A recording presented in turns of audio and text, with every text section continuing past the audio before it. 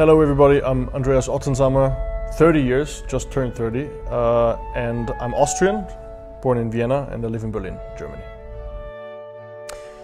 Well, I mean, the clarinet was always around because my father was a clarinet player, so I knew the instrument even before I heard the instrument even before I knew what it was, so it was a very familiar tone and sound, so I'd like to think that it was always in my life in a way.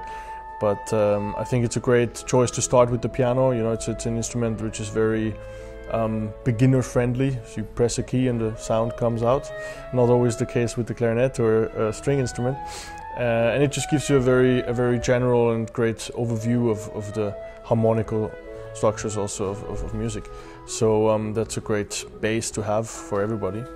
And then, you know, when I was about 12, I think I picked up the clarinet for myself and got more curious about it and started to play. And it was very much fun from the first moment on because we started to make some chamber music at home with my family. And so the fun factor was always there.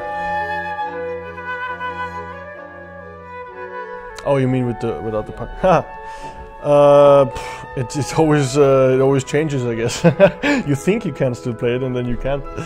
I don't know, I mean, you have the main concertos, fortunately, or in that moment it's fortunate for us that we don't have so many.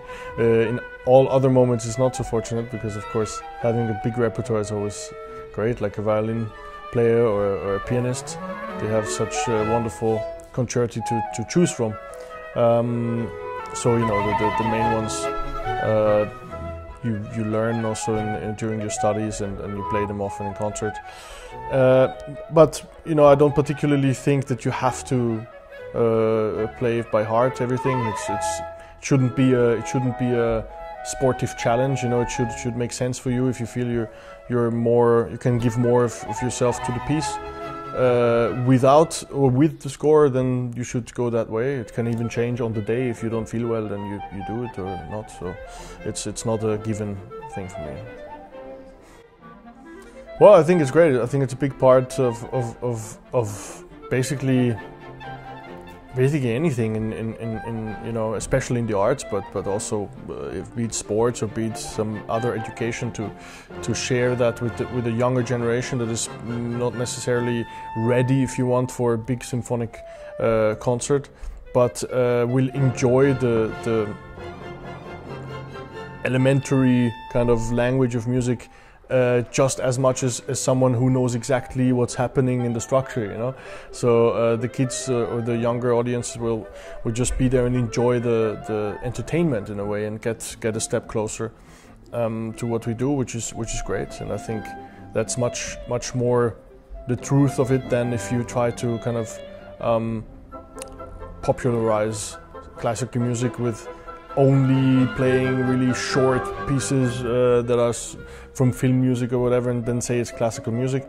Then it's a tiny lie, you know. When then people come to the actual concert and hear symphony, they might be bored, you know. And so this kind of approach is probably more close to the truth of what we do, and I think the people will enjoy it very much. It's a great short play, if you want, or a story with music, and we will have fun for sure.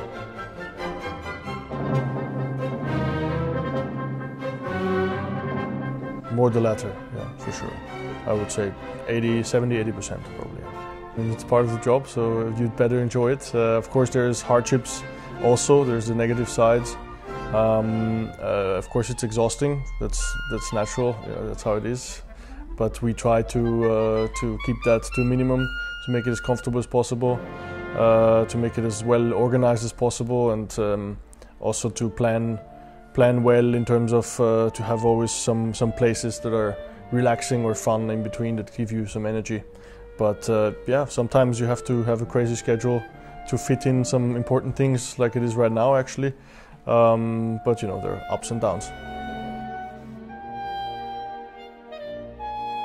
It's a tough question. I try to think, but I can't tell you the exact date. I know I will be, but not in this season. So I think probably in the next season. But I'm not sure. I don't want to say anything wrong.